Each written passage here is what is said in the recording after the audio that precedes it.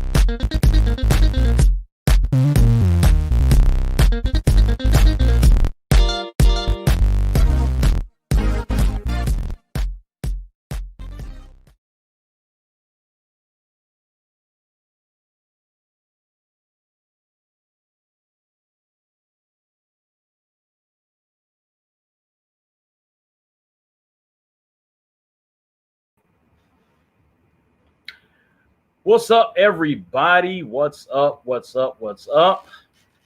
Welcome of Quarantine Bell. Thank you all for tuning in. As you all saw in the commercial, as well as I've been talking about on Facebook, we are going to be doing a tribute to the late Chadwick Boseman, who passed away last Friday. So what I did was I got together a group of my friends, actress friends, singers, dancers, writers, directors, just you name it. And I got them together as many as I could. Some of them weren't able to come on, but I think I have a really good lineup of friends that are going to come on and just have some words about the life of Chadwick Boseman, what he's done for us. So if you could just hit that share button just to get this out. So we want to make sure that everyone gets the opportunity to hear what these awesome men and women have to say. We have some actors that have been doing this for many, many years. We have some that are just starting out, that are still in college, that are learning this craft. So I'm excited, and I do believe that it's going to be a phenomenal, phenomenal show.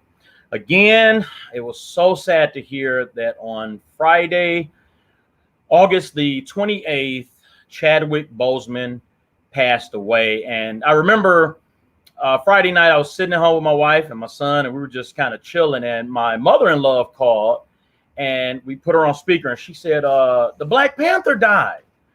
And I, you know, it caught me off guard. And I just was like, wait, what?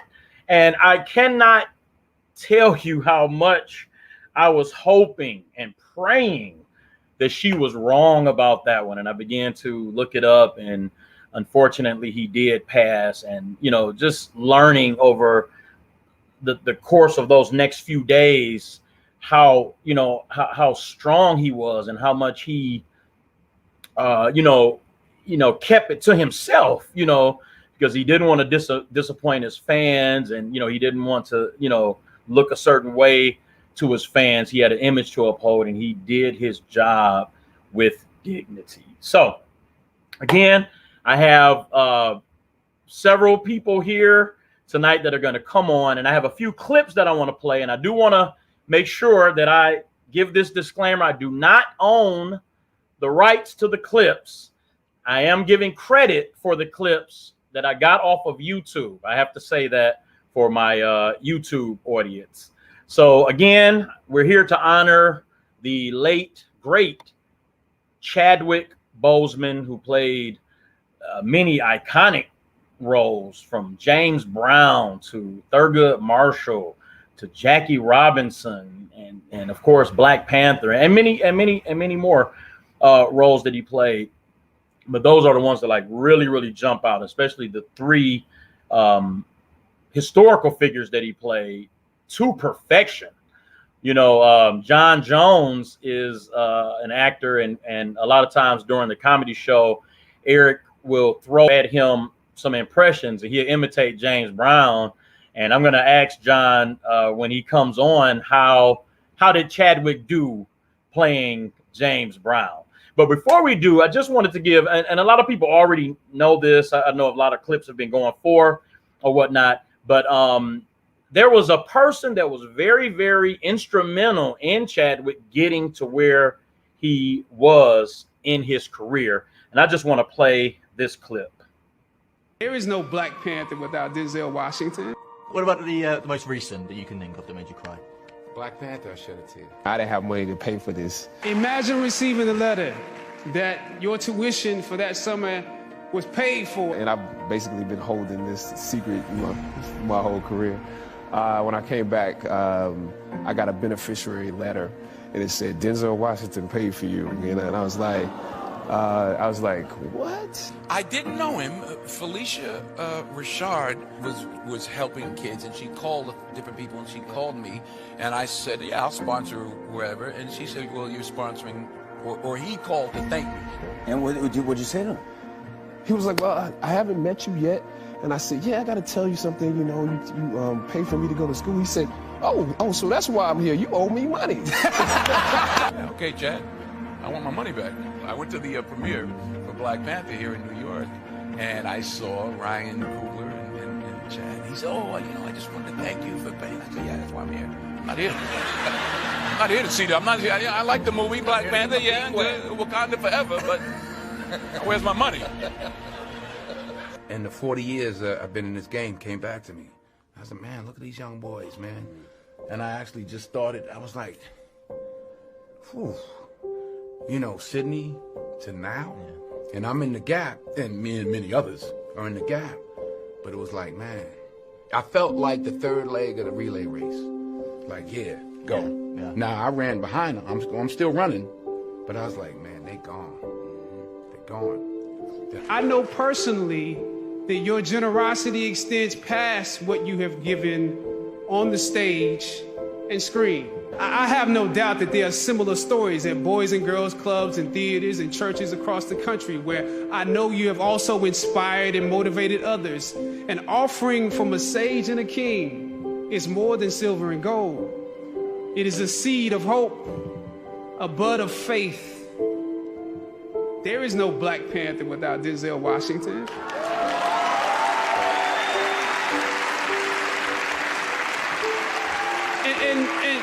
And not just because of me, but my whole cast, that generation stands on your shoulders.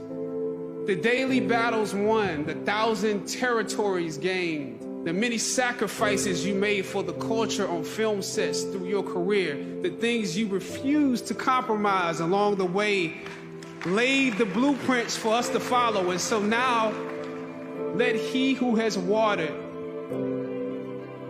be watered.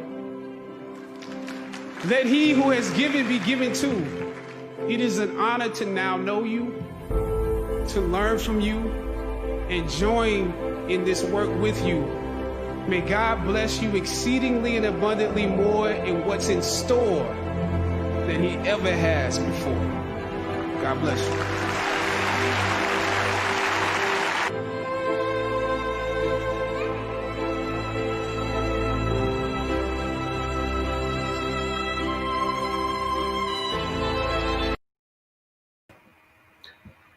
Yeah, such an honor to be able to present Denzel Washington with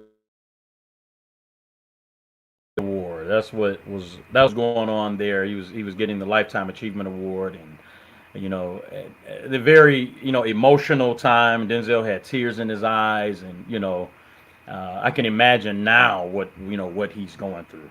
So right now I'm going to bring in all the doctors of comedy right now, and then we'll talk to them one by one. So Eric L. Walker, John C. Jones, Steve White, and Runako Marshall.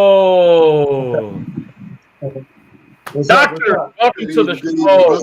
Good evening. Yes, sir. Yes, sir. So listen, I appreciate you all for coming on. Steve, thank you for taking off those glasses. The strobe light looked like it was bothering me too, man. Well, listen, thank you all for coming on the show. I do want to have you all back on the show one day to talk about our time together doing the improv shows. And I do want to go. I'm going to go to John first because I know John has to go. He has a class that he's teaching. He's actually looks like he's out in the field right now. So John, let me ask you this, my brother. How did Chadwick Boseman do playing James Brown? Man, listen.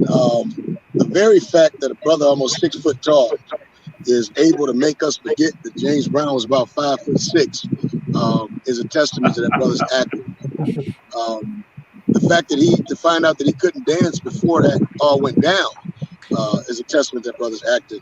And what I loved about it was, while most people, the focus is on how James would talk and it was hard to understand him, Chadwick made him understandable, but yet still captured that flavor. Yeah, and I really was super impressed with it. I watched Get Out, man, must have been 10 times before it left the theaters, and probably another 20 or so after that. I was super impressed with his work in that. The brother's just phenomenal. So let me ask you this, John. Without cussing, what was your initial response when you got the news that Mr. Boseman had passed away? Man, I was, I'm gonna tell you, it was surreal to me. The first thing I do, because you hear a lot on social media about stars passing, and it's usually just somebody coming up with some hype to get the internet stirred. So the first thing I do is I go and I Google it, and I see what news outlets are covering it. And when I saw about 5 or 6 of them had it, my heart just kind of dropped, and I was trying to just make sense of it because it was just rough. to think that that the brother was going through, and this began to hit me that every time I see him in a movie, I would see him get smaller and smaller. In the Five Bloods, and I don't want to get a bunch of backlash for this, but in the Five Bloods, he was so smart. I'm watching the movie and like, man, this guy looks like Chester Cheetah, because all he had was his head and his little body, and I didn't know that he was going through this. And just the very fact of him being able to pull that shoot off at 105 degrees heat in Thailand, carrying in backpacks. And I kept thinking about the actors being as old as they were, having to carry them backpacks filled with food. And I think about my back, my sciatic, and all the other issues that I deal with. And I was amazed for them. But to know this brother's in the last stages of cancer, and you don't know it. His performance didn't say it. His demeanor didn't say it. There was nothing about him that would tell you that he was going through it. He was just doing it silently, suffering in silence, man. That's a soldier for you. It was surreal for me, and it really made me think about the reality of what I call reality of mortality, to where you recognize that we're gonna leave here. Bottom line. So what do you do with the time that you have while you're here? And when you think about how much he did in that short period of time, you begin to realize, I used to have a poem that talked about flames that burn fast never last too long. You think about all the things that he did in that little period of time, you begin to realize he had a lot to do. And so he got it done. The fallacy that we live with is the thought that we're going to be here tomorrow. We have no idea as to what's coming. And so we put off things that we should have done today or yesterday. We put them off to tomorrow, and tomorrow never comes. So it was a reality check for me. Yeah. So John, before I let you go, just real briefly, how important is it for Black men to make sure that we're getting checked out and eating right and just changing our habits? I recently, everybody, just want you to know, I started the JC Jones boot camp diet plan. I haven't done the workouts yet, but I have started the diet plan, change of diet and everything. And in the last month, I've lost 10 pounds. So I truly thank God for that. And I know if I had been doing the workouts, it probably would have been double that. But John, how important is it for us as Black men to make sure that we're getting our checkups and taking care of ourselves? Man, listen, it is absolutely critical.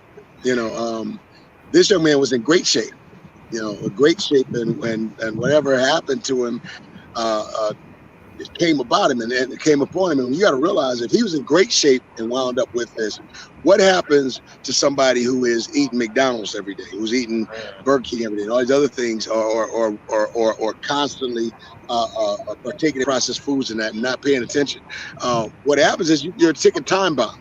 And we don't realize is, and the whole thing around Belle Isle with the memorial, that those are mostly Black faces. There were very few faces of people that weren't of color that died during that thing on that memorial. And the reason being is we don't take the time to take care of ourselves. We don't take the time to get the checkups. You got to know what's going on with it. It's like your car. When your car is pinging or is making strange sounds, it's not just singing a dance tune. Yeah. All right. Well, I think John got disconnected there, but I appreciate those words for sure. And I'll be honest, it's not okay. I think he's back. Let me see if he can enter in and have those few last words. Sorry about that, John. Got disconnected. Yeah, but as I was trying to say was, it's nothing. It's got to take it serious. When our bodies are having aches and pains and start having shortness of breath and all that, it's telling us something. It's not just something happened by happenstance. It's saying something is wrong, and we have to take the mindset that when we know something's wrong, we're gonna go get it handled, as opposed to hoping it goes away. It's like a toothache. Your tooth starts hurting. You can put a little oral gel on it for a minute, but the longer you ignore it, the worse it gets, because it's not going away until you fix it. And that's what we have to remember is, whatever we're dealing with is not going to go away until we fix it, till we address it. So not knowing is not, ignorance ain't bliss when you wind up in the hospital, right? So we got to take care. We have to take the time, get ourselves checked out. And then we got to I tell people this, You get one body, one. All right. With our cars, we make sure our oil gets changed. We make sure to take it in for maintenance. We make sure that we put the right gasoline in it. We make sure that all the parts are the parts that are recommended by the manufacturer, right? But I've had 14 cars in my lifetime, but I only get one of me. And we don't pay attention to what's going in. We don't pay attention to how we use our bodies. We take it for granted, and you mess around and lose it. And that's the worst thing. Like if you think about it, this young brother and what he did with his short life, that's a testament. That's a testimony. Beyond the testimony, it is a challenge for us as black men to be impactful with our lives. And we can't be impactful if we're sick. We can't be impactful if we're unable to move. We can't be impactful in a health around. All right, we have to literally take care of ourselves, make this thing serious, and live a life that would impact somebody else and make them better. I saw a kid today, and I'm gonna get out of here. I saw a kid working with his father today out here on the track, and they were both jumping on the tire, and they high five each other. They go run, do something else, come back, and the young man would do something. The guy would, the father would applaud him. The father would do what he duplicate what the young man was doing. What began to hit me was, this is a beautiful picture of older black men pouring into a young black kid, helping him to understand the idea of challenge, the idea of trial and triumph, the idea of pushing yourself, the idea of working together, the idea of feeding off each other. And when we begin to do that, we can have some more Black Panthers. That Black Panther, and I'm going to say this, I got to get out your way. That Black Panther was an amazing, amazing thing because it gave us a hero that not only looked like us, but a hero that didn't actually come from abject poverty, a hero that had control, that had a mindset, that had a plan and a purpose. And even with that, had powerful sisters working with him, helping to build him up where he was low, where he was needed, and helping to make great things happen with him. Phenomenal idea.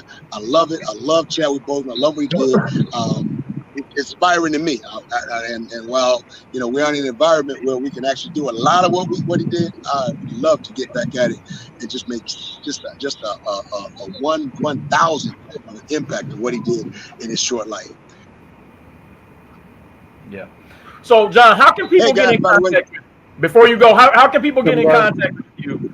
Well, right on Facebook, official JC Jones Bootcamp fan page, and then also on Instagram, JC Jones _bootcamp. And they can call me 313-522-1089. We're going to reopen on the 13th, with the restrictions and that. So class sizes will be limited, but I can't wait. We've been out here at Oak Park. Some great things have happened. Some people have lost some weight, come off some medications, even at that. And I'm excited about this fall and beginning to now have a lot of optimism going forward because it's shed light on what needs to be. It's shed light on how important it is for us to take care of ourselves. And I think some folk got the message. So we're going to look forward to some great things. Brothers, I'm going to say this, I got to get out. We need to do something. We need to do something because this is a phenomenal thing. And it's too much talent, too many gifts between us. Not to be out here making an impact at whatever level we can. Love y'all, man. Love you too, brother. Thank you so much. Good seeing you, brother. Love you, man. All right, John. Be blessed. All right. So my next guest is the founder, the writer, the director, the producer of ELW Productions. Many of you all saw many of the comedy shows we did. We did the Men of Improv, the Doctors of Comedy. We had some awesome, amazing runs. So, Eric Walker, welcome to the show, my brother. Thank you. I'm glad to be here. Good. Listen, man. So you have twins. How old are they? 13. 13-year-old. You have a boy and you have a girl. Amazing young man and young woman. What type of influence did Black Panther have on you, or even just Mr. Boseman in general have on you as the father of young Black children? I would say I'm gonna go to the movie. When I took my kids to see Black Panther, how they were enamored. I'm sorry, Eric, we're having a little hard time hearing you. Can you hear me now? Yes, sir. I said, when I took the kids to the movie and how enamored they were with because a lot of times when you see the superhero movies, it's not a lot of majority people of color. And so Mm-hmm. with Black Panther, it was a great majority of people of color, and it wasn't, like John said, it wasn't like it was like a poverty-stricken type character. He was intelligent. The technology, everything was phenomenal, and I think that for them to be able to see that was very inspiring. I'm not gonna say this is what pushed them to this, but now they have enrolled. They wanted to go to school for performing arts. Oh So wow. my son is in. He went. His concentration is acting with a minor in singing, and then my daughter, her concentration is singing. And Wow. and so they're now in high school. This in Georgia, we started school already, so they're in high school for performing arts. And the other day, I was out here working, and my son came. He said, "Well, Daddy, can I come out here because Annette is having vocal lessons in the room, and I have to do a monologue." And so he comes out here with his laptop, and his monologue was from Raising in the Sun, and just to the fact that he chose Raisin in the Sun as his monologue, and to watch him execute the monologue flawlessly, it really Mm. encouraged me as I am a performer by nature. I've been doing this for a long time. I'm not really performing now, but then to watch my children then like take the torch on and actually doing an excellent job at their age. And with Chadwick Boseman, it was for me. I don't follow a lot of actors, but after finding out of his past, and so you start reading about his life, and one thing that just kept coming up to me is there's no excuses. You can't Mm. play the victim. Yeah, and that's one of the things I teach my children. There's no excuses. You always seek to be excellent at everything you do every time.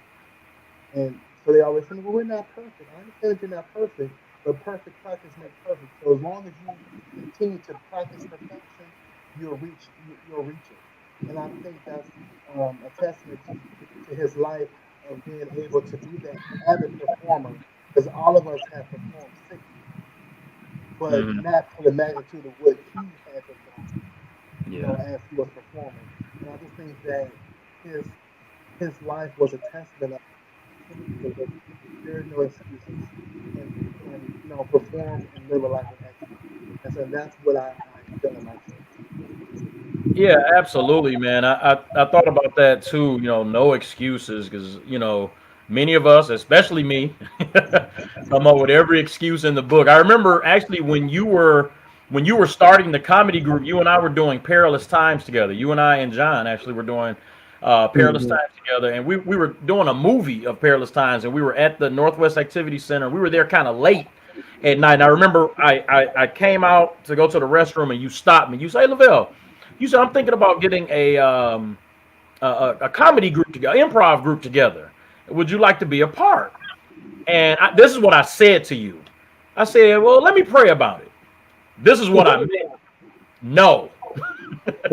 I didn't want to do it because I had done drama, I had done comedy in plays, but I had never done improv, and I was petrified.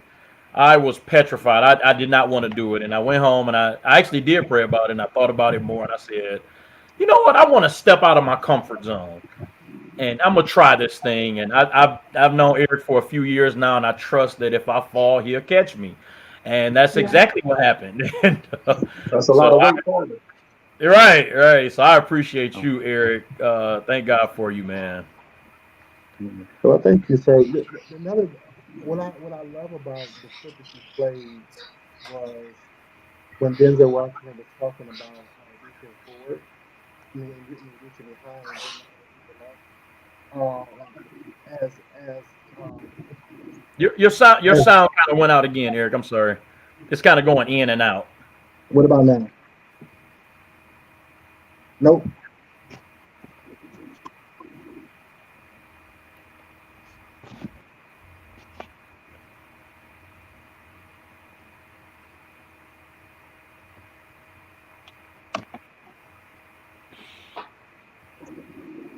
All right, go ahead and say something now. Can you hear me now? We do. Hear you good. Okay. So no, just when we see greatness in people, sometimes we don't see it, But one of the things that I saw, when I saw you was the potential that I knew, that you could get to that level. And just improv is so scary because you don't know what's going to happen. Yeah. You don't have a script. As actors, we used to have a script, used to know what's going on, but improv you don't. Now it was just so. So when I saw you, I saw John. I'm like, man, I think these guys are really knocking out the park. And you all did it. And I think and so we touched so many people's lives, and we're going to continue to touch people's lives. And so that's all I got to say. Well, man, we appreciate you, and it's funny because thank you for believing in us, and when we look at Mr. Boseman's life, somebody had to believe in him. Somebody had to trust him to play Jackie Robinson. I think at that time he said he had only played some small roles, and he actually stood up. I was watching a clip. He actually stood up to some TV executives who had him playing like a drug addict, the typical black drug addict robber guy, and he had a conversation with them and got fired. Right. He got fired because he spoke up there. But we thank you and appreciate you for believing in us. And speaking of believing in us, the baby of ELW, Steve White, he was the last to come in to our group. So Steve, welcome to the show, my brother. What's up? What's up? What's up? What's up? What's up? So tell us, how did you feel when you found out that Chadwick Boseman had passed away? Actually, this is like one of the first celebrities that I was pretty sick about hearing that he passed, besides Michael Jackson. I remember I was at home, I was scrolling Facebook, watching TV, on my downtime. I saw it across my news feed. I didn't want to believe it. I really, honest to God, did not want to believe it. So I kept scrolling. The more I kept scrolling, I started seeing more and more, so I had to check it out.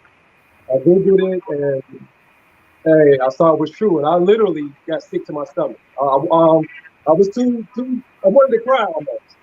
And I didn't know the man personally, but this was an actor who impacted my acting career, and it hurt. It really did hurt. Yeah, it did, man. So did he influence you in any way as far as acting? Like when you would see his movies as with him playing, Jackie Robinson, Thurgood Marshall, James Brown, Black Panther. Did he have any type of inspiration on you? Man, he had mad inspiration. For one, to see a man that looks like me on TV playing a positive role. He wasn't the drug dealer. He wasn't the dark-skinned drug dealer or the dark-skinned bad guy. He wasn't all the negative things that they put on TV with black men to show whatever. It was great seeing a guy that was playing positive roles, doing his thing and acting, doing a phenomenal job, playing those characters. Yeah. Secondly, it touches you in a way that you see somebody that looks like you're doing that. You're like, man, I can see myself doing it. I can see myself playing, the life of Idris Elba or whatnot.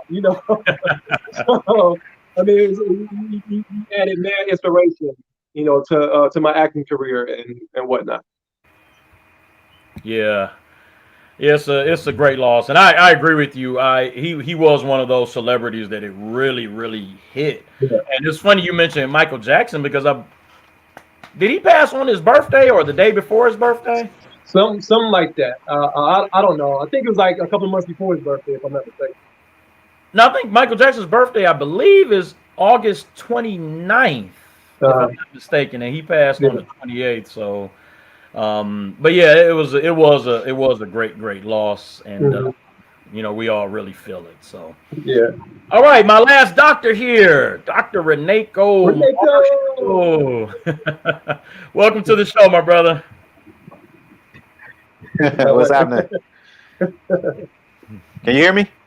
Yes, sir. We hear you loud and clear, my brother. Thank you for coming on, man. So, what type of influence? Because I know you work. You work in film and stage and television and all of that. And what type of influence did Chadwick Boseman have on your career and your inspirations?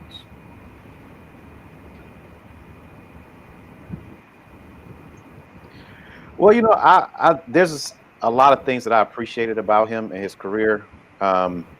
Looking back at some of the earlier roles that he did, like Jackie Robinson and Thurgood Marshall, you look at me like, well, he doesn't look like him, but his skill level and his ability to transform into those people, his dedication to diving into that role, you forget all about that. I actually, my last name is Marshall, right? So when we did Thurgood Marshall, I went looking up pictures, because people ask me, "Are you related?" I'm like, I don't know, but I went to look for resemblances, and I'm like, man, I look more like Thurgood Marshall than Chadwick does. And Thurgood Marshall's a very light skinned guy, but nevertheless, it doesn't matter. I don't think I could have pulled it off, but like he did, and that's the thing about him is that he's very unassuming. He's like not the big, what do you call it, the leading man type. By the numbers, as far as like measurements and on paper, but on screen, he completely transforms and takes over. And you had mentioned like about his earlier roles. I think my first, and like I went back and looked at his filmography on IMDb, and I'm like, well, what did he do? Did I see him on anything before 42, before Jackie Robinson? And I started looking at like his credits, and it was like really just one role here on a show, one role there on a show, one role there on a show, and not that it's not a big deal, but you would think that he had other movies, but you would think like, man, I had to have seen him with something bigger than that. But it was like he like broke out, and you just felt like he was the man forever when you look back on his filmography. Funny fact is he was on a show that was filmed in Detroit, Detroit 187. I saw that on his filmography, and I was doing extra work around that time. Right, I remember. Trying to getting in, and I did some extra work on the show, and I was thinking like, man, I wonder if I was on the set with him at any time, or because at that time he probably was just a regular guy, and even now, if you probably saw him on the set, he probably, just because of his humility, just carried himself like a regular guy, So I really appreciate that, diving into him since then. I've heard some things about him, in passing, about his dedication from his coworkers and like just his how deep dive into a role to really master it. But I really didn't know much about him as a person outside of the work that he does on screen. So just was looking into things since his passing. And just the character that he just exemplified was like standalone. I think you had mentioned one of the stories he talked about getting fired from the soap opera, and he said that was his first job. He was pretty much a starving student, just getting out of school, and he went on one of his first auditions and got the role. It was a recurring role. He had praise from the producers, and it was like, man, I'm here. I've arrived, but he felt accountable. As you said, the role was, it's a stereotypical, black youth in trouble, on drugs, gangbanger type thing, and he felt like, man, I don't know how I feel about this, because it didn't really give any depth to that character. It was like it's just a stereotypical guy, and he felt like they really didn't do much to humanize him. And so after he had filmed a few shows, he was in front of the producer, and they would just say, man, we want to keep you around for a long time. We appreciate you done a bang up job. If there's anything you need, let us know. So he was like, all right, okay. Well, let me tell you. Let me tell you. The character, I have a couple questions about the character. Where's his father? Oh, well, he left a long time ago. Okay, well, I don't want to tell his story for him because he does a wonderful job. But the father wasn't there, the mother wasn't there, the boy didn't have any prospects, and he was just saying, well, he said, they were like, well, maybe we could connect you with the writers, and see what we can do about that. And he was like, okay, great. I feel good. He was like, man, the next episode, he felt like it was his best because he didn't have that pressure and that kind of cloud over his head about playing this role. They fired him. Wow. Wow. His accountability to his community meant more than a 6-figure paycheck right out the gate and not struggling anymore. So that speaks to his character. And, so that stands up and stands out to me more learning about him now, and the fact that his legacy, and you hear about these things about him now that we are actually looking into who he was as a human being. It's like, man, he has made a great impact quietly. His coworkers know, his co-stars knew, but most of us didn't. So he has made a huge impact quietly, and I think the seed that he sowed is going to flourish and bloom and grow in his wake, in his passing, and his legacy. So I really appreciate about that, just his presence, his range, being present in the moment. And I would recommend, I would recommend anybody who has not heard the commencement address, and where he told that story. He's an alumni of Howard University. So at his commencement address, he was brought back to give the commencement address. And he tells the story, and it's really a masterpiece, almost like a sermon. Not that he's hooping or anything, but the life that you get out of what he was saying, and how relevant it is to not just actors, not just college graduates, but anyone, because he's dealing with the struggles that we all face, and different struggles we face in life, and what that means as a person who has a hope in God that he mentioned, a hope in the purpose that he or any of us have been created for. So, I mean, just a remarkable man. And it's sad that he is now finally the #1 trending person or, in his industry, but just, I want to look more into him, but I can't say enough, about who this man was. So. And I'll say this. I know you all got to go. I'm going to let you all go. But I do want to say this. Runako, you actually remind me a lot of him with your work ethic. You can... My wife and I will be watching TV sometimes, and you're on a commercial. Exactly. Like Runako's just popping up a casino commercial, a toilet paper commercial, whatever. Cussing on the side. Yeah. Cussing on the shot. I was like, wait. My daughter called me like, Daddy, was Runako on the shot? Yes. He was cussing. Yeah, he was that. That was Runako. It wasn't me. That was Darnell, whatever his name was. Don't forget Family Feud. We enjoyed him on Family Feud for 3 episodes? 4, right? So, yeah. Yes, sir. God has been good. I've been fortunate to leech off of some people with influence. That's what's up. like Eric Walker over there. Hanging on to him, hanging on Lavell. It's been, and not to say that you guys have not been busy and don't have accomplishments and credits of your own. Steve is the man you love to hate on stage. You see behind no matter what no matter what he was like, he is Michael B. Jordan from Black Panther. Like, ooh, I know he ain't good for me, but ooh. All right. It's so good. Doctors, listen, thank you all so much for coming on the show to honor Mr. Boseman. I cannot express how much I appreciate you all. And we need to get together soon, like John said, and do another comedy show. I'm ready. I got the time now. Awesome. All right, brothers. Thank you. No and I will be problem. talking to you all soon. All right, y'all. Be My safe. pleasure. All righty. All right now. Thanks, Lavell. See you guys. Thank you, brother.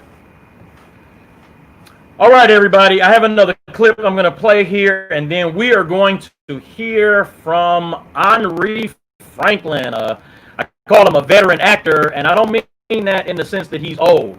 He's younger than I am. I'm definitely not old, but he has been acting for a long, long time, and we're going to bring him in. And excuse me, in just for me, I would say, you know, they're two little kids, Ian and Taylor, who recently passed from cancer, and throughout our filming, I was communicating with them, knowing that they were both terminal, and what they said to me is, and their parents said, they're trying to hold on till this movie comes. And for me, I would say, you know, they're two little kids, Ian and Taylor, who recently passed from cancer, and throughout our filming, I was communicating with them, knowing that they were both terminal, and what they said to me is, and their parents said, they're trying to hold on till this movie comes. And to a certain degree, you hear them say that, and you're like, wow, that's like, I gotta get up and go to the gym. I gotta get up and go to work. You know, I gotta learn these lines. I gotta work on this accent. You know, seeing how devoted all of my castmates are, and knowing that will be something meaningful to them. But it's, to a certain degree, it's a humbling experience, because you're like, this can't mean that much to them, you know.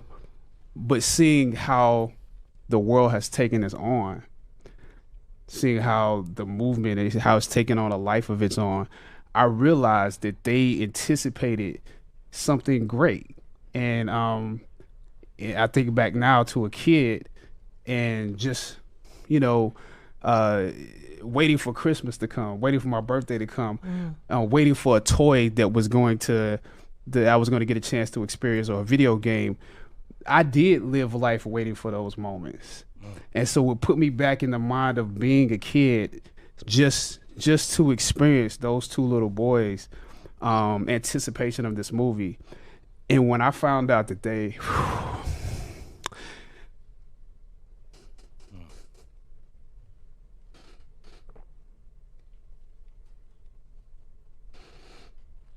take your time with it.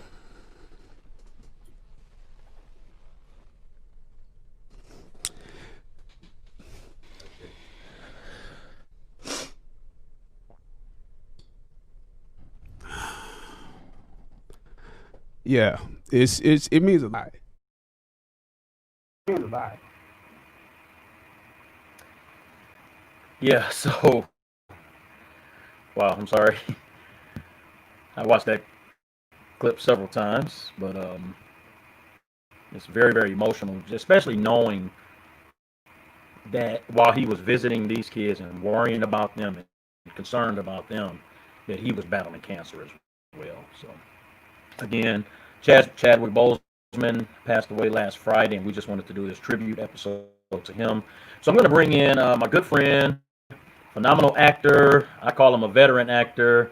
Please help me welcome my brother, Henri Franklin. Henri, welcome to the show, brother. Man, how you gonna bring me in after that clip, bro? Listen. So I haven't seen that clip in its entirety. That was cool to just experience that before I had to come on here. Yeah, thank you, man. I appreciate that. No, hey, you know what, man? I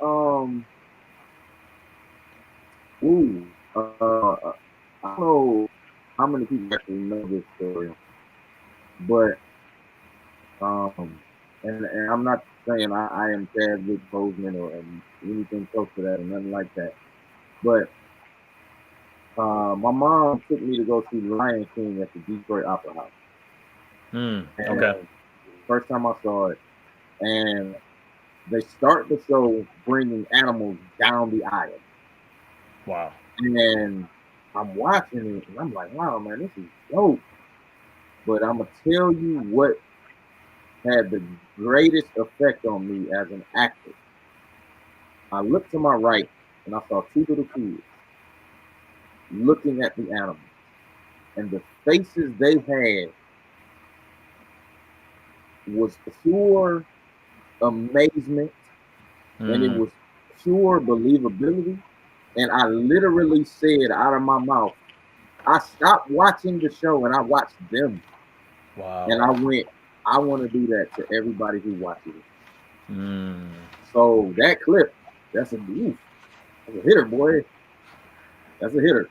That's a hitter. Yeah. I mean, just to think what he was going through and how much other people meant to him. It's a sacrifice. Yeah. You know, so I mean, wow. I mean, it's amazing. But you tell us about his influence on you. That I know you have young children who are in the arts as well. I know at least one particularly is in the arts. I've got a chance to do a play with your son, and so how did it feel taking your children to the movies to see Black Panther? Listen, you know, it was, I don't know who was more excited, myself or them. Honestly, it might have been me, man. And I have to say that because have you ever realized you lack something only when you experienced it for the first time? That's what that was for me. Wow. I didn't realize I lacked seeing a person of color in that light until I saw it. And not just people. Like when I watched them fly into Wakanda the first time, it was like, whoa. You know what I'm saying? The technology, the wealth, you know. And then when you watch the ceremony of when he had the fight in Baku the first time, and you saw all of these different tribes and these different colors and these different people, and you know they were dancing, singing. They didn't look like robbers. They didn't look like thieves. They didn't look like thugs. They didn't look like all of these things that Hollywood has painted us and portrayed us for so long. You know what I'm saying? I'm not gonna lie, bro. When I watched it, I teared up several times. Yeah. And I didn't, and that's why I say I didn't know I lacked that until I had it. It's like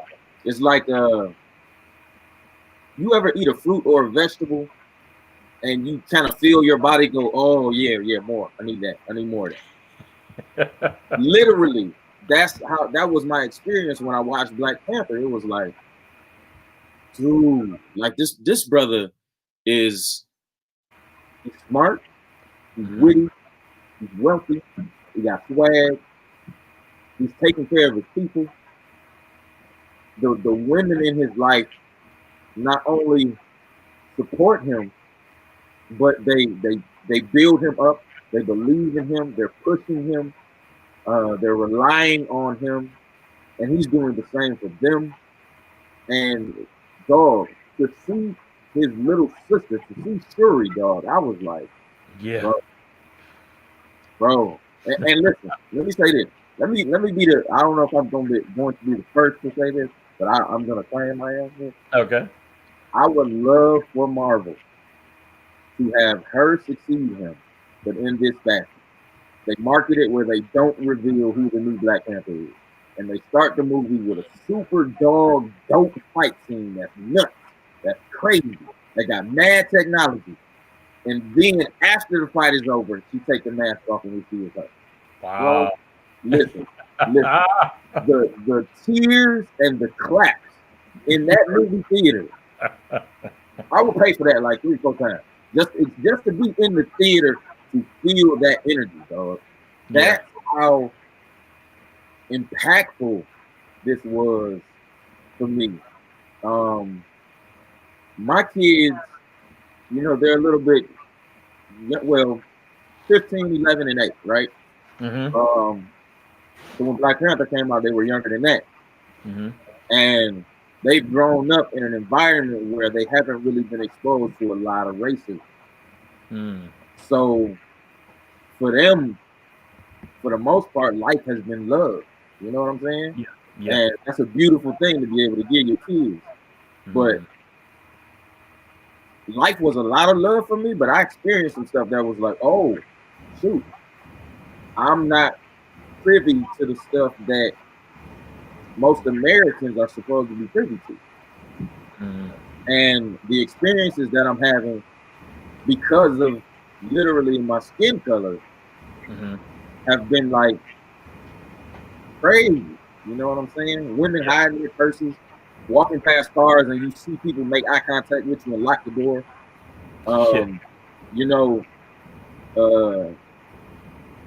Being in I was in a Foot Locker one time, and a lady left her purse, and I'm looking at some shoes, and she walked up, she grabbed the purse, and she looked at me like this, and I stopped her. I was like, man, why you do that?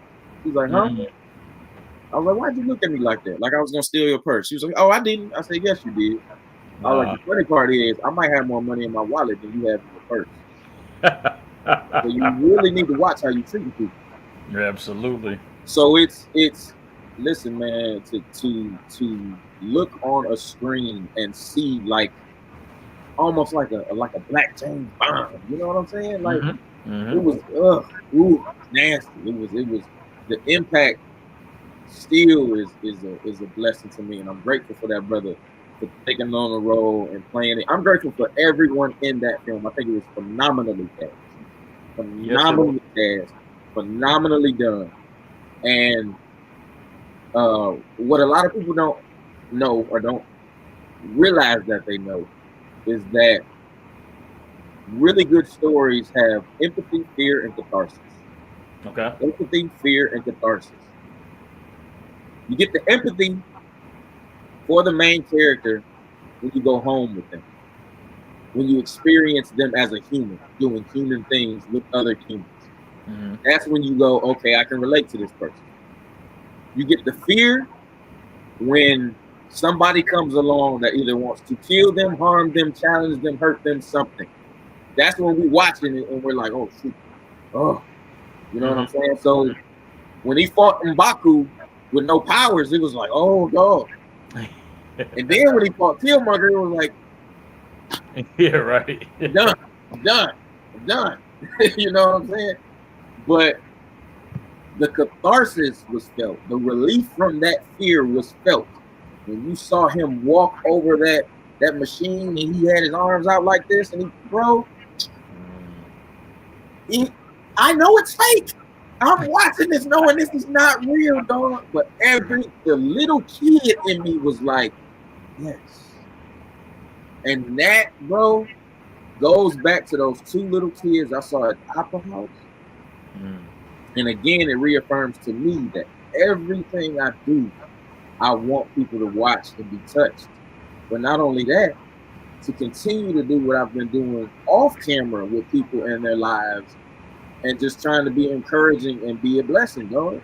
Like it's no reason for us to hate. There's no reason for us to leave opportunities and don't tell people about opportunities. Like it's enough out here for all of us to shine and eat in the destiny that God has for us. You know what I'm saying? And I thoroughly believe that. So I try to leave a positive imprint on everybody I touch. Now, does that always happen? Maybe not. Sometimes some things don't necessarily go that way.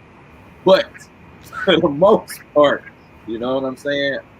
It's you don't know how you are affecting somebody else by what you're doing. So, yeah. I let me say this real quick, Henri. we both went to Wayne State. You graduated before I did. I had been acting for a little while before I decided to just go to college and get my degree. And I remember I was there, and I got the lead part in August Wilson's Joe Turner's Come and Gone as Seth Holly. And I remember hearing about you and Anton and Thomas, and you all were like legends at Wayne State because you all had written a play, and it was the first time that the college produced a play that wasn't, like a, one of the students' productions. And so I had heard about you all, and I remember you all couldn't come to the actual performance because you all were busy, but you all came to one of the tech rehearsals. And I was nervous. I had been acting for years. I'm older than all of y'all. And I was when Thomas told me that you and Anton were coming to the rehearsal, I was nervous. And then after the rehearsal ended, you all came up to me, man, and gave me all these accolades. And it was such an honor hearing that from you all, because you all were such legends at Wayne State. So that really, really blessed me, man. So your influence has traveled many paths, man, and has blessed and helped a lot of people, brother. Hey, listen, man, I am extremely humbled and thankful to God for that, bro, because that is not the forefront of my intentions. Mm-hmm. But because that is how I am received by some people, a lot of people, I'm very, very humbled and blessed by that, man. Thomas and I worked really hard working on that play and writing that play, and for Wayne to buy that from us and produce it, it was historic. It absolutely was historic. And Anton swept through that department, leaving his legacy like crazy as well. You know what I'm saying? But listen, man, it's game recognize game, real recognize real, ballers recognize ballers, players recognize players, and however you want to say it, fam. It is what it is. But when I watched you, I was like, no, dog got it. Dog got it, dog cold, crispy, and sweet with it. And it has been my honor to know you and the work that you and it's been an absolute privilege, man. And so here's kind of the bittersweet thing. Mm-hmm. I think it's very important that we do give each other our roses while we can smell them. Mm-hmm. Because that's a blessing. It really, really is. It's a blessing to know that everything you struggle with, because people look at it and think it's just easy. No, dog. Everything that you struggle with, God is blessing you for it. You know what I'm saying? And blessing others through what you have done. So I think it's very important to give each other roses while we can smell them.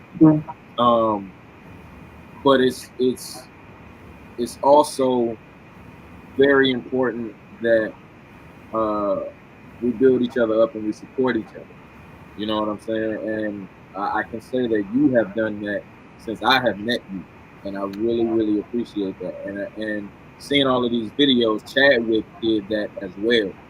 You know, yes, one of the things that I think also was really dope about Black Panther was it showed this character being strong, but it also showed him being vulnerable, which is factual reality for all humans.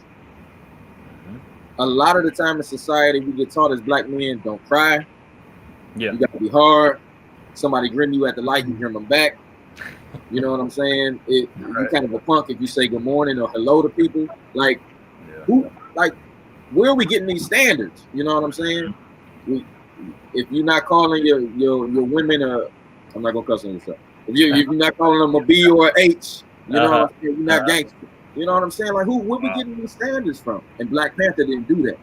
There was no B's or H's in Black Panthers, dog. It was all queens and princesses, dog. They were loved and supported and appreciated, dude.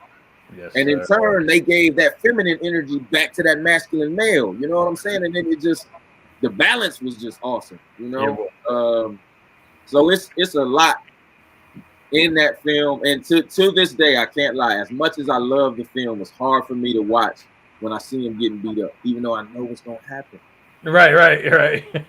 So that's a testament to how much I believed it and how much empathy I had for that character.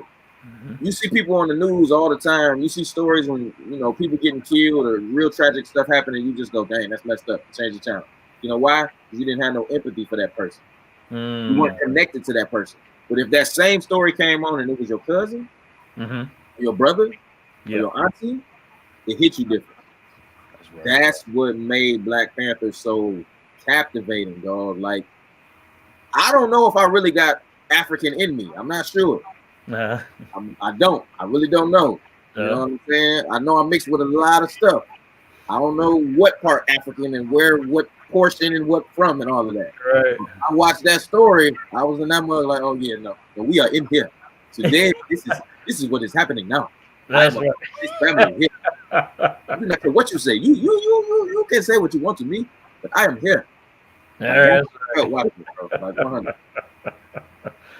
Henri, thank you so much, man, for joining me today. I appreciate those words, and I really hope Marvel takes you up on your proposal there to have Fury to be. I think that would be that would be like super cool. Oh, it'll be fire. It'll be. I would pay for that like 4 times. Right. Just to see it. Yeah, dog. Yes, sir. Thank you, my brother. Thank you. All right, God bless you, man. Appreciate you. Man, you and your family. Love it. Hey, man. So you just heard from Henri Franklin. Franklin giving a awesome tribute to Chadwick Boseman. I have 3 more guests that I'm going to bring on. So let's hear it from a female perspective. Everybody's talking a lot about how the they have very strong females in the production as well, and which was really awesome to see on film. So let's bring in a friend of mine. We had the opportunity to do Perilous Times together. I wasn't in Dear Future Husband, but my wife and I went to go see it. We went to see it because my best friend Steve was in it, and LaTia was the actual star of the show. So I just want to welcome her to the show, Miss LaTia Davis. Welcome. Hi. Thank you so much for having me. I appreciate it. Thank you. Absolutely. Thank you for being here. Listen, what did it mean to you to go to see Black Panther? And we'll talk a little bit about Chadwick in just a minute. But to see the strong Black female characters in it, as Henri was saying, they weren't, drug dealers or, prostitutes, but to see these strong knowledge, especially like Shuri, the sister, some people say that she was smarter than Tony Stark.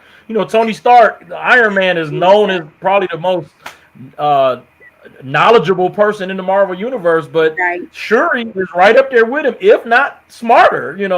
So how did that feel to you as a Black woman, being able to see strong Black female representation on film? First of all, Henri, I agree about Shuri. That would be so clutch if she came and just took over. So I agree with that. Right. I'm a boy mom. So I have 2 older children. I have a 23-year-old and a 16-year-old. So it's always been about Avengers and, superheroes. So I am very much involved. Yes, I am very much involved with action-packed movies. But for me, this one was different because it showed females in a light of having authority, but not having authority in the way that demeaned the Black man. It was just amazing. We were able to be authoritative, but also, like Henri said, bring that femininity back to the role of a woman who was strong. And we didn't have to portray ourselves as being brute, but at the same time, like, no, we're not taking that. We're putting our foot down. We're going to take up for him. And as a Black woman, we don't see that a lot. We are being portrayed as the B's and the, H's and the prostitutes and just doing things that don't bring glory, one, to our culture and just to us as a woman. You know, being a woman who's I'm still new to the game. I've done plays and, you know, been in movies, but I'm still new and I'm learning a lot. I've actually took Henri's class and it was amazing. Awesome. Plug there. But being a part dear future husband and then trying to relate this to seeing the woman, you know, that role being strong, it kind of made me feel like, not that I wasn't okay being a strong Black woman, but it made me be okay with the fact that I am in this industry and it's okay to be strong and play strong roles. And I don't have to go after the roles like, well, I'm just going to, you know, take this role, but actually be okay to go and try to audition for those roles, but not slight myself because of the confidence that we have in other, you know, particular arenas, if that's, you know, understandable. So, you know, just to be able to have Siri and be like, she was my sister. Like I connect with her because she was like, "Ooh, what are those?" You know, and it kind of brought like the camaraderie, like that they were like real brother and sister, and it was just amazing to have such strong presence. And then for the role of the other women to see, just like even with the age of the women that were there, it was just amazing because the one older lady, I forget her name, but that was like her first time, you know, being there, her first time acting, and she received that role, you know, just on the whim, and she had to learn the dialect. So even with that, seeing that movie made me want to perfect my craft a little bit more because she had to learn, even at 83 something years, she had to learn an entirely new dialect, which helped me to understand that I can do it too. Absolutely. You know, we never stop, and I think that's one of the things that I learned, particularly from Chadwick Boseman. Don't stop. Keep going. Like Eric Walker said, no excuses. We have to keep going, and I didn't know that. You know, I know exactly who you're talking about. She was the head of one of the tribes. Yes. I didn't know that was like one of her first time acting, and she nailed it. That's awesome. I thought she was just a veteran actress that, you know. Yeah. So that's awesome to hear. But yeah, I think that's one thing that we learn from Chadwick Boseman is to, you know, just keep pressing. We never, as actors and actresses, we never stop learning. The minute, and you know, people always ask me, do you still get nervous going on stage? I say every single time. Every time. The time where I don't get nervous going on stage is the time where I'm going to consider stopping and quitting and giving it up. Because I don't want to ever take it for granted. When I walk on stage, it's a different audience. I have to give them a different vibe. You know, they're giving different vibes out, and I still have to do my job. Right.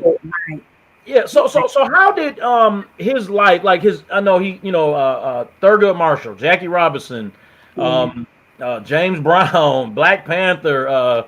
The last movie I saw him in was 21 Bridges. I didn't get a chance to see the Five Bloods yet on Netflix, but 21 Bridges, another great movie where he played a strong role going up against corrupt cops. You know, so how does his life inspire you as an actress? We only learned that he had cancer. You know, he learned he had it 4 years ago. We don't know if he had it previous to that 4 years. As an actor, reading and watching what he did, knowing that he had that, totally amazes me. It lets me know that no matter what, he was still hireable, even with this disease. And it wasn't because he had the disease. It was because of his work ethic. So no matter what he looked like on the outside, it was his work ethic that kept him working. And as an actress, as an actor, I want to strive to be like that. You know, like I said, I'm new to the game. You guys have been in this for a long time, but just to watch him and watch you all, it kind of brings it home to be like, okay, there's some things that I need to do differently. There's some, because I'm sure that there were times where he showed up to set and he was in major pain, that he was not feeling his best. And I'm sure that his circle knew that he was not fine. And even his cast and his supporting actors, maybe they knew, maybe they didn't. But I'm sure that there were times where he was weak, but they still stepped up to the plate and say like, hey, okay, I'm sure that they encouraged him. But just to see him be able to play the mess out of these other lives, he had to study. He had to, you know, go in depth and read about their lives and, you know, basically take on their persona to become the actual person, to make you believe it.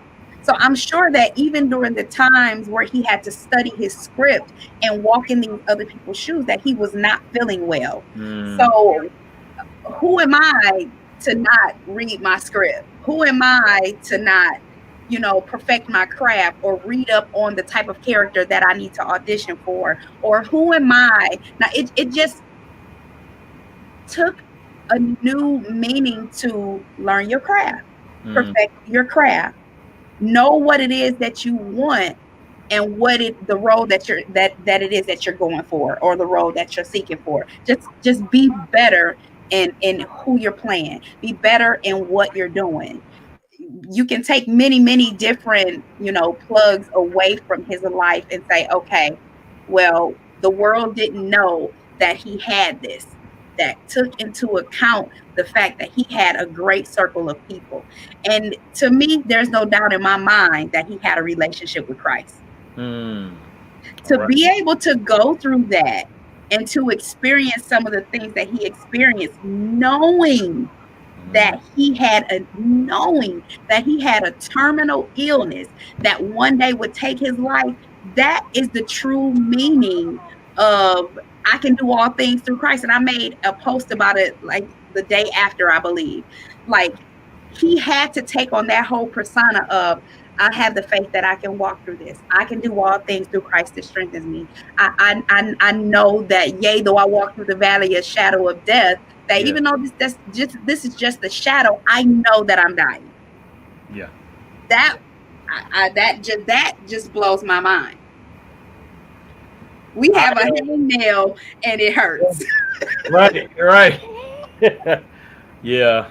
It's funny you mentioned I can do all things through Christ. We've been doing a study on the book of Philippians, and just to learn that the Apostle Paul was in prison. Yes. And, you know, it wasn't this particular time in that book, but, you know, he was facing his last when he wrote to Timothy.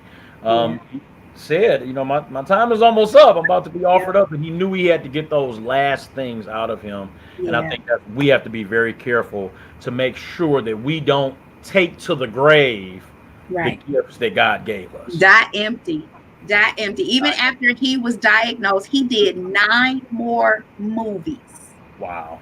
After he was diagnosed. Physical movies too.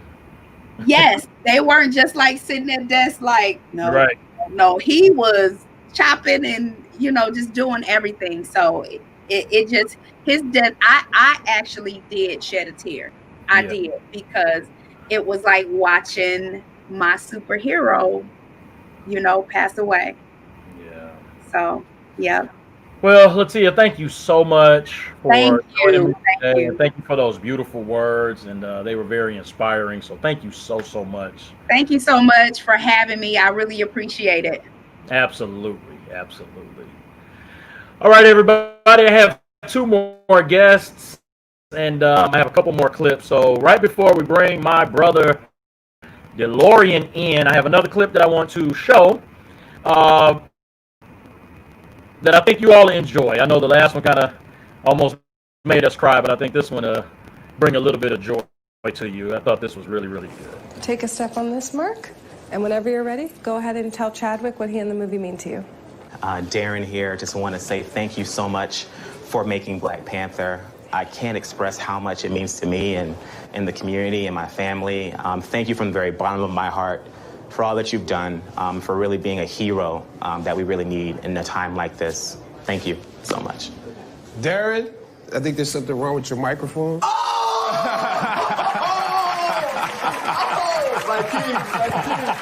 king. Oh my God. I cannot tell you how much it means to have you step into the role as our king and be holding it with such grace and poise and joy. That was so great. I think we should let's move in for a close-up of that. Let's get a close-up of that right there. Well, for me, as the mother of a young son, my son's childhood has been defined by Barack Obama and now Black Panther, so thank you. Hey, that's way too much praise. Barack Obama. No.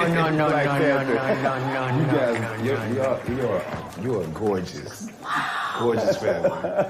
That is unexpected. Gorgeous for the Amazing. Thank you. Wow, what a surprise. As a creator, as an entrepreneur of color, just seeing this movie made me realize that our stories need to be told. There's so many of us out here who are trying to create great things, and I was just so inspired as someone who wants to make movies one day and wants to inspire people that art can really change the world. What type of movies do you want to do? What type of movies? I didn't say anything. My name's Kwabanabo Ofe. I absolutely loved this movie. You guys killed it. But on a personal note, my father is African. He's from Ghana. He's a scientist. My mother, my sisters, brilliant African-American women. So basically everything that represents me was honored in this movie. I've seen the movie twice in theaters already and once on bootleg. It was incredible. Thank you. Wait, you gonna bootleg my movie? Come on, Kwabanabo Ofe. And you got my whole name right. H, you know, I am a Howard University student, and that is your alma mater. I am so very proud to say that a bison is T'Challa, the Black Panther. Seriously, when you made your big scene, when you came out, I shed a tear. It was a big deal for me and my friends, and definitely Howard University. So I just want to say thank you so much for showing us that there are avenues for us. Ain't you? I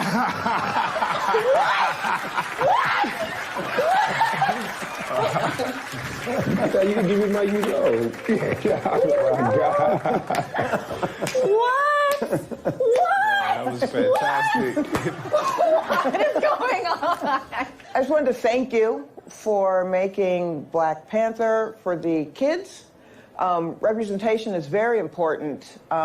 It gives the kids like hope, and it gives them the confidence to say things like, "Hey, you Killmonger's mama?" on the street when I'm going to work. I appreciate that. I thought I had a stylish haircut.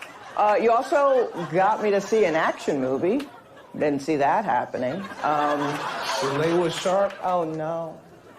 Hello! You should work in show business. That was... Now what am I supposed to Now do? you're beloved. You're beloved by everybody. I don't know if that... Oh, hey, Jimmy, how you doing? Yeah, I'm pretty good. That's good. So anyway... Words can't even describe what this movie has meant to me and to other Black people.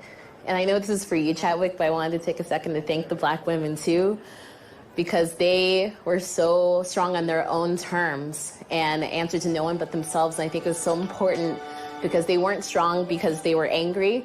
They weren't strong because they were hurt. They were strong because they were strong. And that meant the world to me. So thank you. Wakanda forever.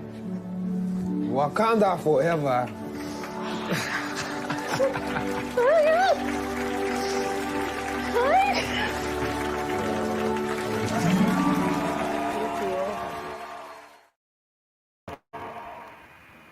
That definitely put a smile on my face, and it actually reminded me of my next guest, my brother Delorean Cotton. What's up, man?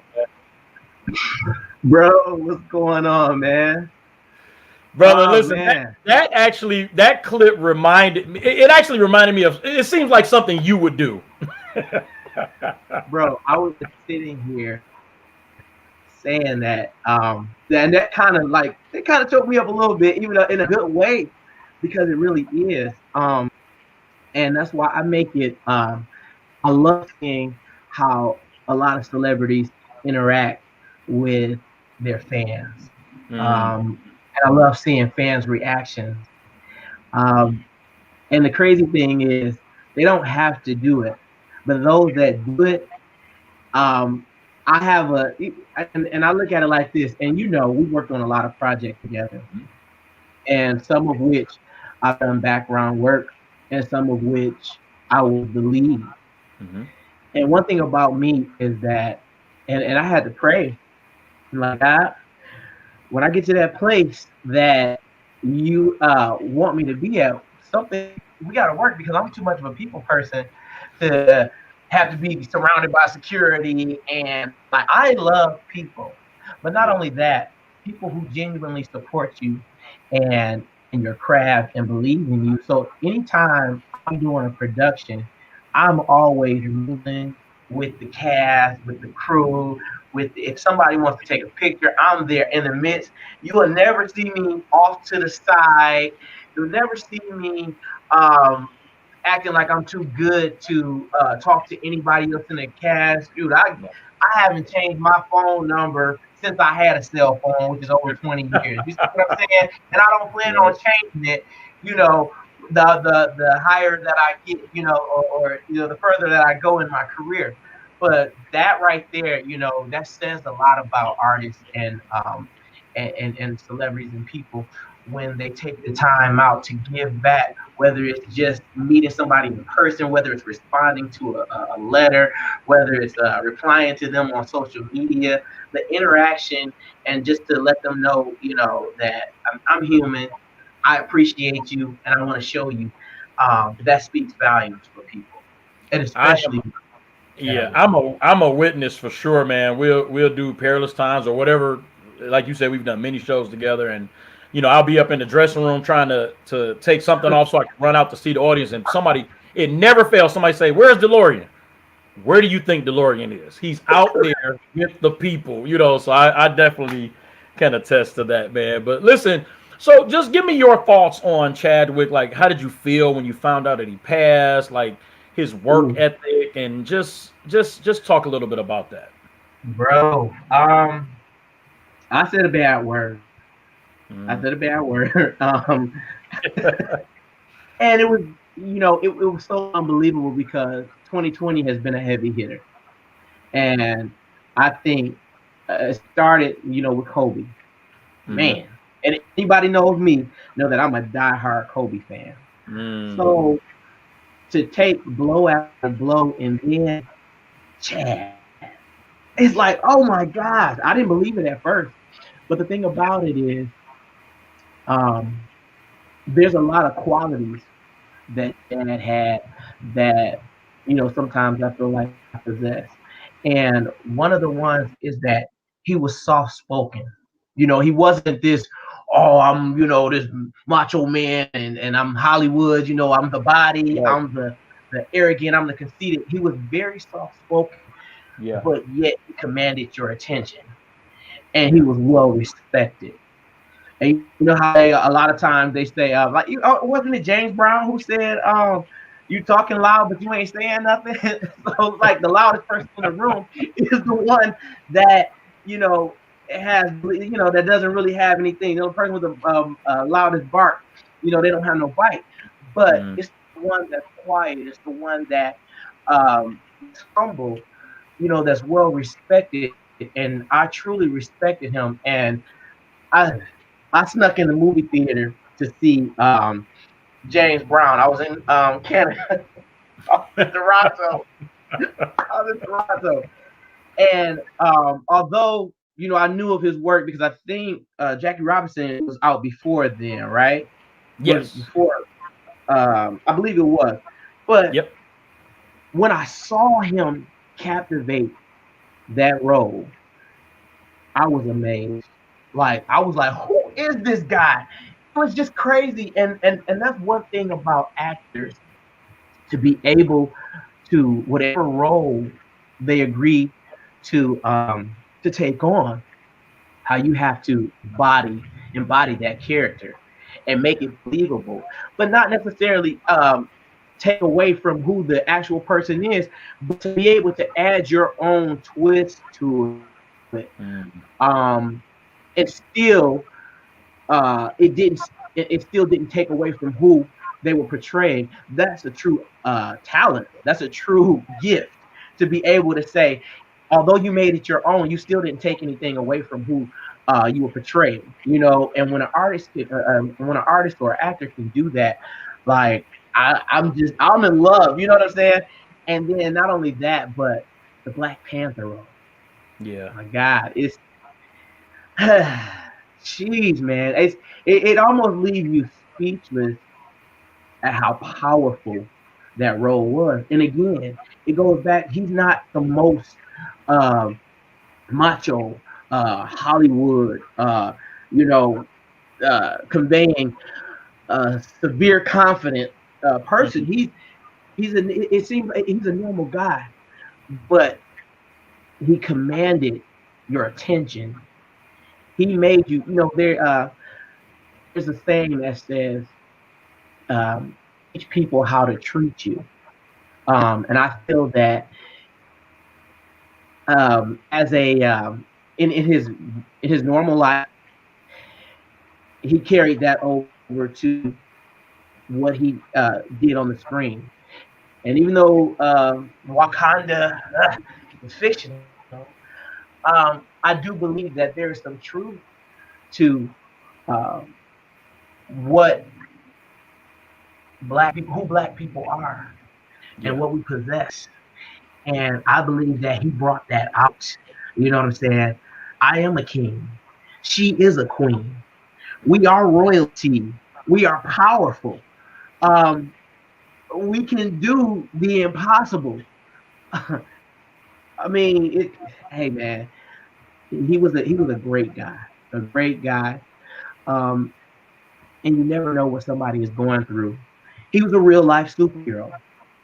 Yeah. And when I think about it, I think about how he probably came to set and he put his cape on. He did what he had to do. He saved the day.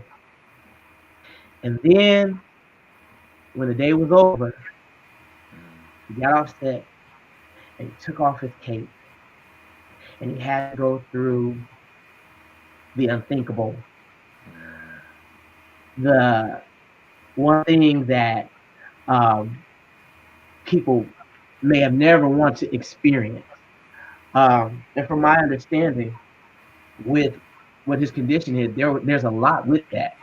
I think you have I think it's called the complete bag that has to be changed, chemotherapy or radiation, whatever he had to go through.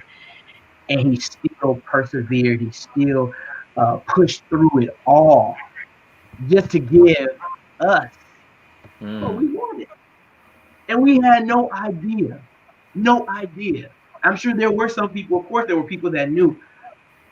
But the people who, if we found out, and I think that's what happens a lot of times. I don't think he was a man of, I want attention on me. I want to be this. I think he was just genuinely and naturally who he was.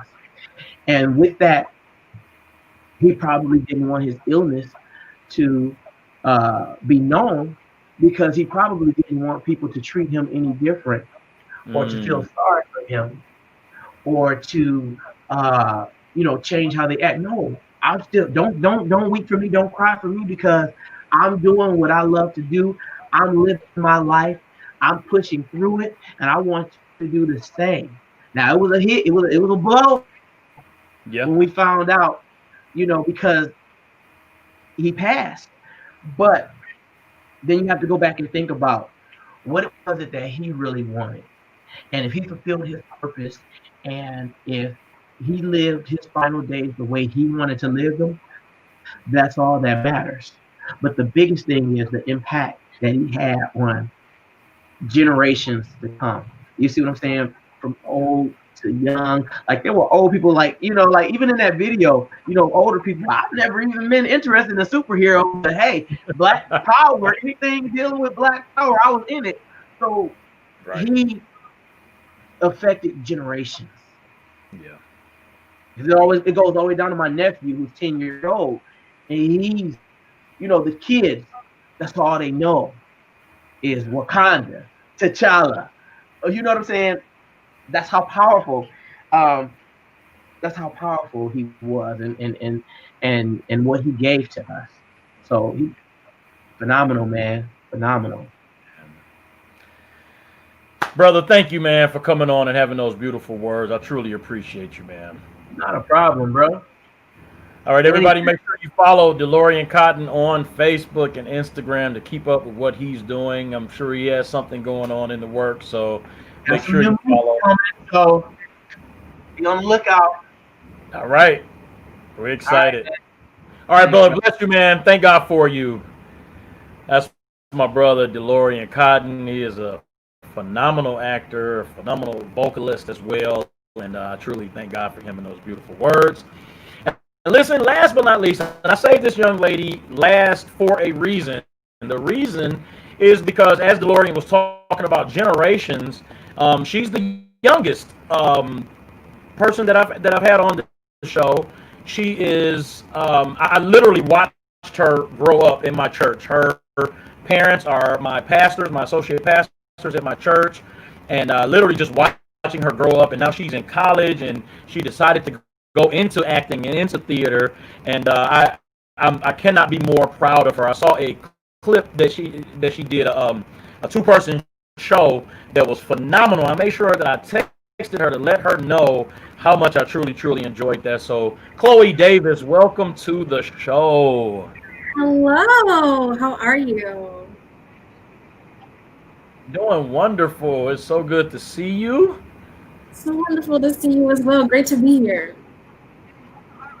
Awesome. Listen, I mean, I know that, you know, it's rough sometimes being in college and trying to keep your identity. Yes. You know, but I definitely want to commend you for keeping your identity, keeping your morals, and you know, I truly appreciate that about you.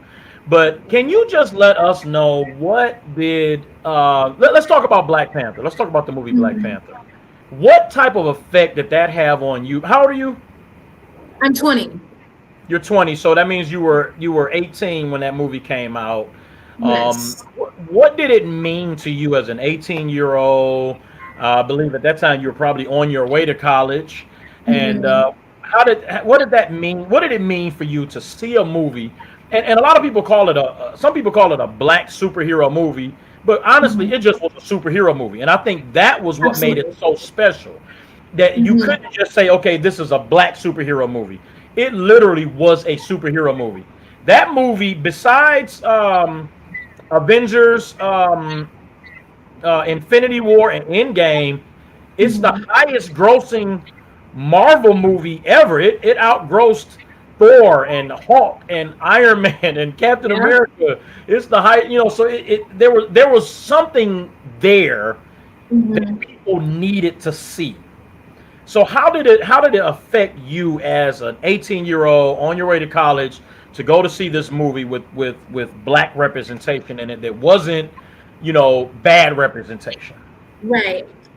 Absolutely, the number one thing that Black Panther did for me. I'm a huge superhero comic book nerd person, so that made me really happy. I was like, oh my God, there are superheroes that look like me. People are gonna be mad at me for this. I never heard of Black Panther until they were like, oh, we're gonna have a Black Panther Marvel movie. Never heard of it. I only knew about the originals. So like Superman, Batman, Iron Man, Hulk. I only knew about the original characters. Yeah. So the fact that there were multiple characters in the Black Panther universe, so T'Challa, Shuri, what is the name of what is the Night Goddess character? The Women Army. Yeah. I cannot remember the name for the life, but the Dora Milaje. That's what they're called. The Dora Milaje. The absolute power and strength that they had, and they didn't have to be strong for anyone else. They were strong for themselves. They didn't have to push through and persevere to pull people out of the dirt. No, they were doing that on their own account, which is something that is not shown a lot in terms of Black women and being a Black woman within America, and being a Black woman just period.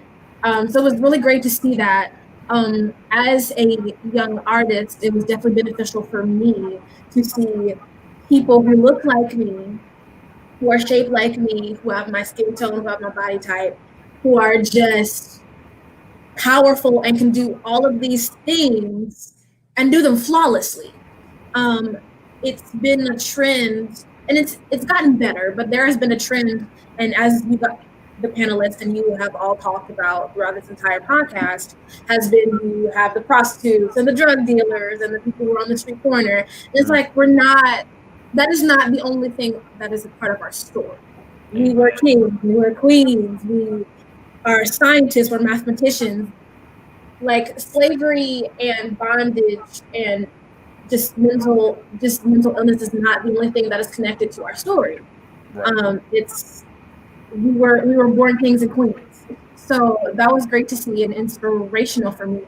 I didn't have to just play the welfare person, right. Which is something that as people have tried to label on me being a Black actress, like, no, I can be a superhero. I can be an attorney. I can be an agent. I can be a spy. Like, you don't have to put me in a box. I define what my own box is. So that's something that Black Panther has definitely imparted on me, and something that Chadwick Boseman has absolutely imparted on me. When I found out that he had passed away, it was a shock. Yeah. I didn't want to believe it was real.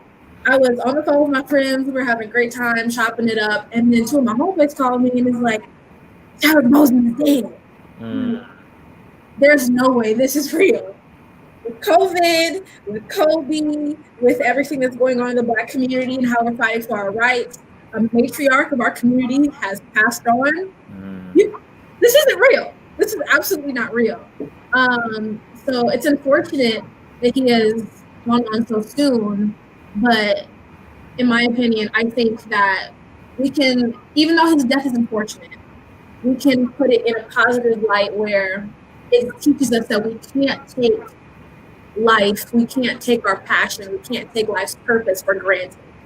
You have to be prayerful, you have to be steadfast in learning who you are and who God has called you to be, so that you can impart knowledge, you can impart wisdom, and you can share the gospel of Jesus Christ with the world. So, you know, when our late pastor, the late Apostle V.B. Washington, passed, right before he passed, he preached a series that lasted about 3 months, and it was called "Finish Your Assignment." And at that time, none of us knew that he was sick, that he was, about to leave us. Right. But looking back on that, it's like, wow, what a testament to know, that you're dying, but you still have to get this out of you. Yeah. And that's one thing that always comes back to my mind when I think of Apostle V.B. Washington, and it's now something that's going to pop in my mind when I think of Chadwick Boseman. Is like he had to get this stuff out of him. He had to do Black Panther before he died. And even in the midst of doing it, he still was concerned about other people who had that same illness, who were battling cancer. And that's a lot, and that's amazing. And wow. All right, Chloe, do you have any last words that you want to say? Keep your masks on, mask up, keep your gloves on, stay safe. Continue to educate yourself when it comes to everything that's going on in this world, especially when it comes to the Black community and just minority groups in general, as we are continuing to fight for our rights, continuing to fight for our voices to be heard within this country. Donate if you can, spread love, spread happiness, and keep your head up, because 2020 has been a wild ride, but we can push through it. We have each other's backs. So yeah, just be encouraged. Awesome. Thank you so much, Chloe. And I am looking forward to your the amazing career that you have ahead of you. Thank you. Absolutely.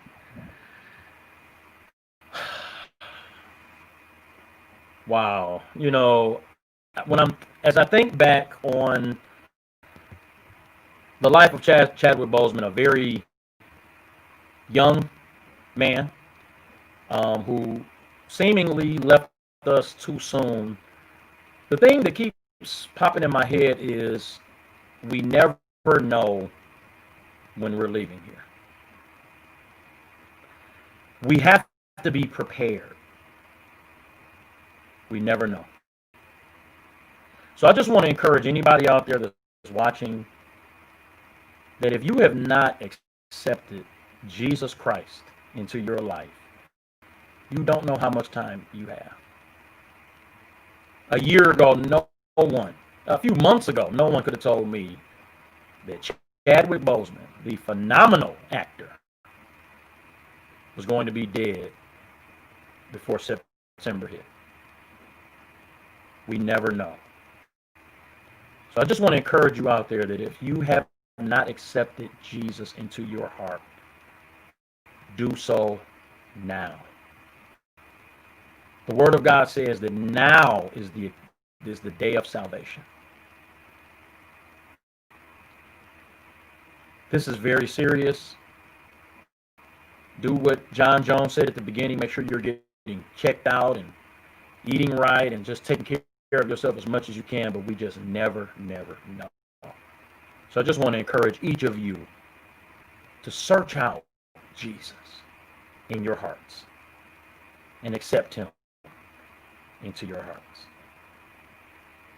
I appreciate each and every one of you for joining me on this very, very special episode honoring the late Chadwick Boseman, who passed away a little under a week ago, last Friday.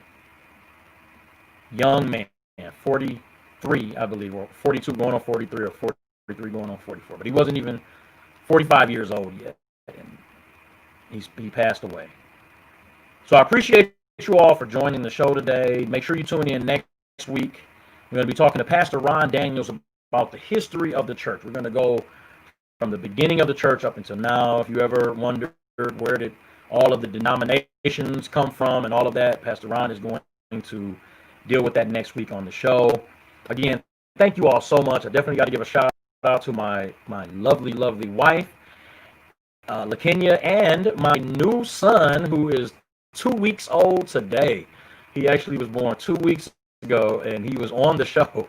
My mother-in-law told me that I have to redo the opening to make sure I have a picture of him on the opening, so I am going to do that. But I want to give a shout-out to LaKenya and to Emmanuel, to my mom, my mother-in-law, to my uncle and aunt, everybody that's watching on YouTube, everybody watching on Facebook. Thank you all so much for all of your support for the show. I do truly, truly appreciate it. And before we go, I did want to I'm going to show this last clip as a memorial to Mr. Boseman. But again, thank you all so much for joining, and I will see you all next week at 6:30 on Quarantine with Lavell.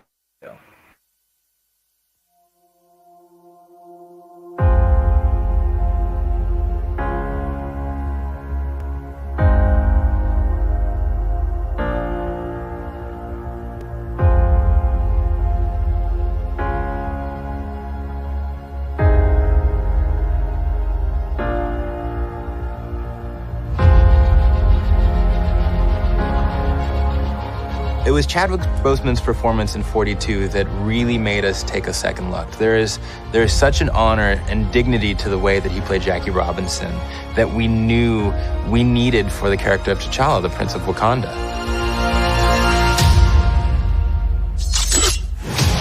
Chadwick is an amazing actor and we thought would fit perfectly with the MCU. Black Panther himself, ladies and gentlemen, Mr. Chadwick Boseman.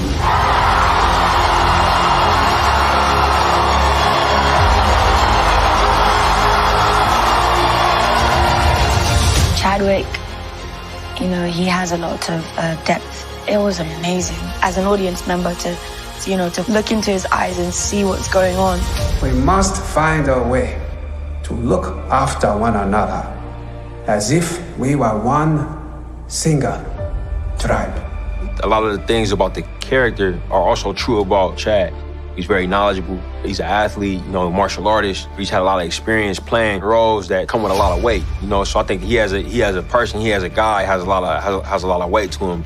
I think he brings all of that stuff to the role, but not to mention that he's incredibly gifted as an actor and as a performer, and also as a storyteller in his own right. I am not king of all people. I am king of Wakanda. And it is my responsibility to make sure our people are safe. Because he is so prepared as an actor, and because his character is sort of flawless on set, it forced the other actors who had scenes with him to kind of raise their game and go, okay, this guy is not taking anything for granted. He's really leaving it all out there. So we have to keep up with him. What doesn't Chadwick bring to the character? I mean, he's regal and grounded, and he brings a gravitas to it. So all of this feeds his T'Challa, and I think he wore the crown with dignity. Ibombe! Ibombe! Ibombe! Ibombe! I've known him since I was about like 17, so I've known him for a really long time. Back in New York, he did the work, obviously. You know, I just think he did an incredible job being true to the character. Wakanda forever! I had a great time with Chadwick. Just warmth and camaraderie came into it, of course, with a great deal of respect for his previous work. So when I looked at him with proud eyes, you know, they were as mother and also as comrade and colleague and Angela.